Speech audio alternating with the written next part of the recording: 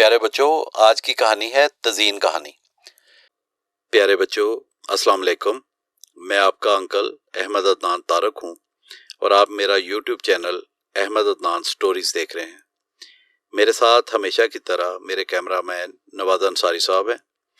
میرے چینل پر مزید بچوں کی کہانیوں کے لیے میرا چینل سبسکرائب کریں، لائک کریں اور شیئر کریں اور بیل آئیکن کا بٹن دبائیں تاکہ ہماری ہر نئی ویڈیو کا نوٹیفیکیشن آپ کو ملتا رہے۔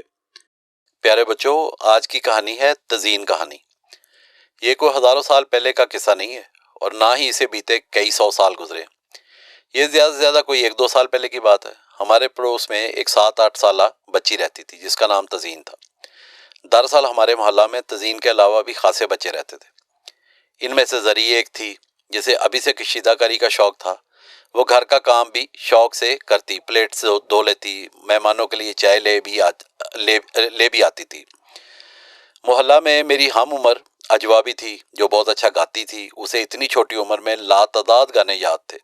کوئی فرمائش کرتا تو گنگنا دیتی۔ میری ایک سہیلی مہری بھی تھی۔ اسے گلدانوں میں پھول سجانے کا شوق تھا۔ سب سہیلیاں ایک طرف، آج میں نے آپ سے تزئین کے بارے میں ہی بات کرنی ہے۔ محلہ میں سبھی اسے شرارتی تزئین کہتے تھے۔ اسے دنیا میں لوگوں کو پریشان کرنے کے علاوہ کوئی کام نہیں تھا۔ امی ابا کو پریشان کرنا، بھائی بہن سے لڑنا۔ لڑکی کیا تھی؟ آفت کی پڑیا تھی۔ کبھی کسی کی نصیحت پر دھیان نہیں دیتی تھی۔ ہر کام غلط وقت پر کرنا اس کی عادت تھی۔ سونے کا وقت ہوتا تو اونچی آواز میں گانے لگا لیتی۔ کھانے کے وقت باہر محلہ میں نکل جاتی۔ کلاس روم میں ہر وقت شور مچاتی رہتی تھی۔ محلے کے دکاندار اس کی شرارتوں سے بہت تنگ تھے، یہاں تک کہ محلہ اس ڈر سے سو نہیں پاتا تھا کہ کب وہ شیطان کی خالہ وارد ہو جائے اور اسے تکلیف پہنچائے۔ ایک شام تزئین کی امی سے ملنے ان کے ماموں گھر آئے تو تزئین کی امی نے ان سے تزئین کی شرارتوں کا تذکرہ کیا اور بتایا کہ کس طرح اس نے سارا محلہ سر پر اٹھایا ہوا۔ بوڑھے ماموں نے چند لمحے اس معاملے پر غور کیا اور پھر کہنے لگے، میرا خیال ہے تمہاری بیٹی کو اپنا گھر، محلہ اور ماحول تبدیل کرنا چاہیے۔ تمہاری بیٹی کبھی تنہا اور اداس نہیں ہوئی، اس لیے اسے گھر کے ماحول سے کسی دور ایسی جگہ پر بھیج دینا چاہیے جہاں یہ تنہا اور اداس ہو۔ تزئین کی ماں کی بے اختیار ہنسی نکل گئی۔ وہ اپنے ماموں سے پوچھنے لگی کہ آخر کون سی ایسی جگہ ہے جہاں میں تزئین کو بھجواؤں اور وہاں سے تزئین کی خیر خبر بھی آ سکے۔ ماموں نے تزئین کی ماں کو کہا کہ تزئین کو ان کے ساتھ بھجوا دیں اور وعدہ کیا کہ وہ تزئین کو ٹھیک کر لیں گے۔ لیکن تزئین کی امی نے اپنے ماموں کو دوبارہ درخواست کی کہ وہ اپنی بیٹی سے بہت محبت کرتی ہیں، اسے وہ اپنے سے علیحدہ کیسے کر سکتی ہیں؟ تزئین بھی اس کمرے میں موجود تھی۔ وہ اس وقت ایک سفید بلی کی دونوں ٹانگیں ایک رسی سے باندھنے کی کوشش کر رہی تھی، لیکن یہ گفتگو سن کر اس کا رنگ پیلا پڑ گیا اور اس نے بلی کو جانے دیا۔ وہ پریشان ہو کر کمرے کے ایک کونے میں چلی گئی اور بالکل خاموش کھڑی ہو گئی۔ کچھ دیر بعد جب بزرگ مہمان سونے کے لیے اپنے کمرے میں چلے گئے تو وہ بھاگی ہوئی ماں کے پاس آئی اور اسے کہنے لگی کہ وہ اکیلی رہنا نہیں چاہتی، مہربانی کر کے اسے کسی ایسی جگہ نہ بھجوایا جائے جہاں کوئی اس کی آواز نہ سن سکے۔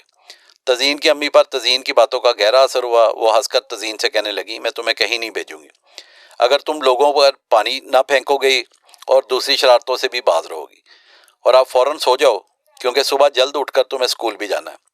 تزئین اپنے بستر پر لیٹ گئی تو بھی اس کے ذہن میں خیالات آتے رہے کہ اگر یہ مہمان اسے ساتھ لے گئے تو ہو سکتا ہے اسے کوئی پرندہ بنا دیں۔ اس طرح کی باتیں سوچتے سوچتے وہ نیند کی آغوش میں چلے گی۔ اسے لگا جیسے وہ اپنی امی کے ساتھ ایک بہت خوبصورت باغ کی ایک روش پر سیر کر رہی۔ امی نے اس کے پوچھنے پر بتایا کہ یہ بوڑھے ماموں کا باغ ہے۔ تزئین کو ابھی بھی یقین نہیں آ رہا تھا کہ امی اسے اس باغ میں تنہا چھوڑ جائیں گی۔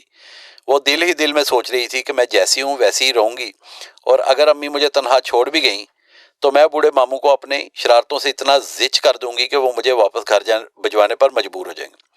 تزئین کی امی اسے ماموں کے پاس لے گئیں جو باغ میں بنے ہوئے ایک سنگ مرمر کے محل میں رہتے تھے۔ انہوں نے تزئین کو ماموں کے حوالے کیا اور ان سے درخواست کی کہ جب تک تزئین کا رویہ درست نہیں ہو جاتا اسے اپنے پاس رکھیں، اور پھر خدا حافظ کہہ کر روانہ ہونے لگی۔ تزئین شور مچاتی رہی کہ وہ یہاں نہیں رہنا چاہتی، مگر اس کی امی خاموش رہیں اور پھر باغ میں پھولوں کے کنجوں اور درختوں میں غائب ہو گئی۔ اب بوڑھے ماموں نے تزئین سے پوچھا کہ وہ اس باغ میں کہاں رہنا پسند کرے گی، تو تزئین نے دوبارہ اپنی بات کا اعادہ کیا کہ وہ جیسی ہے ویسے ہی رہے گی، اسے جہاں مرضی رکھ لیں۔ بوڑھے ماموں اس کی بات سن کر ہنسے اور کہنے لگے، میں نے मुर्गियां पाली हुई हैं, मैं तुम्हें एक मुर्गी बनाकर उनके डरबे में भेजता हूँ, देखते हैं डरबे की मुर्गियां तुम्हें सीधा करती हैं या नहीं। लेकिन तज़ीन पर कोई ख़ास असर नहीं हुआ, बल्कि उसने मामू से कहा वो डरबे की मुर्गियों को इतने ठूंगे मारेगी कि आप खुद ही मुझे डरबे से निकाल लोगे। बूढ़े मामू ने यह सुनकर अपना दायां हाथ बुलंद किया और कहने लगे, ए डरबे की मुर्गियों में मैं तज़ीन को तुम्हारे डरबे में भेज रहा हूँ, देखते हैं तुम इनके साथ गुजारा कैसे करती हो। उनके मुंह से ये अल्फाज निकलते ही तज़ीन यकदम छोटी टांगों वाली मुर्गी में तब्दील होगी। उसके स्याह घुंघराले बाल मुर्गी की स्याह खाल बन गए और उसके खूबसूरत सुर्ख रंग कपड़ों की जगह सुर्ख परों ने ले ली। बूढ़े मामू ने उसे एक हाथ से पकड़ा और सोने चांदी से बने मुर्गियों को डरबे में फेंक दिया। डरबे की मुर्गियों ने तज़ीन को देखा, वो उन्हें नहीं भाई थी। उन्होंने इसके सर पर ठूंगे मारने शुरू कर दिए और पंजों से तज़ीन की गर्दन पर वार शुरू कर दिए। ये हमले तज़ीन के वहमो गुमान में भी नहीं थे। वो दर्द से चिल्लाने और रोने लगी। तमाम मुर्ग उससे कहीं ताकतवर थे।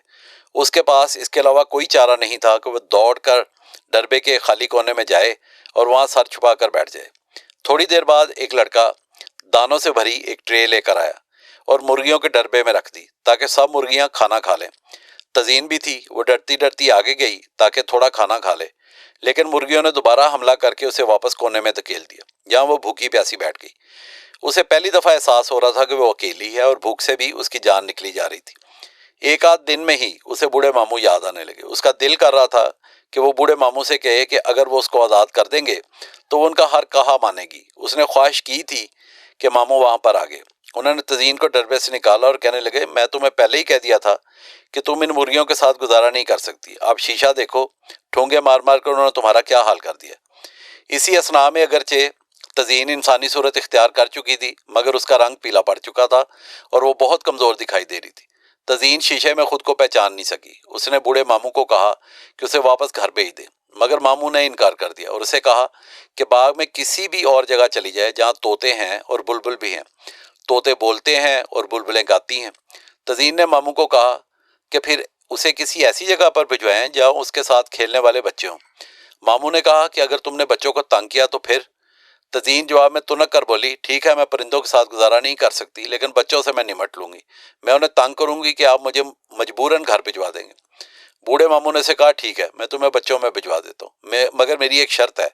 बूढ़े मामू आंखें घुमाते हुए बोले, तुम्हें एक तस्वीर बनाऊंगा जो बच्चों की किताब तज़ीन और तितलियाँ की जीनत बनेगी। तज़ीन ने एहतजाजन कुछ कहना चाहा, लेकिन तब तक वो छोटी होना शुरू हो गई थी। वो इतनी छोटी होगी कि तज़ीन और तितलियाँ किताब की एक तस्वीर बन गई। फिर बूढ़े मामू ने वो किताब एक किताब घर में बेचने के लिए रख दी। किताब पड़ी रही, उसे किसी ने नहीं खरीदा। उस पर गर्द जमा हो गई। तज़ीन किताब में शोर मचाती रही, मगर कोई उसकी आवाज़ नहीं सुन सकता था। एक दिन एक बच्चे ने, जिसका नाम एनरीक था, उसने वो किताब खरीदी और उसे घर ले आया। उसने मोहल्ले में सब बच्चों को किताब दिखाई। तज़ीन शोर मचाती रही, लेकिन किसी ने उसकी आवाज़ नहीं सुनी।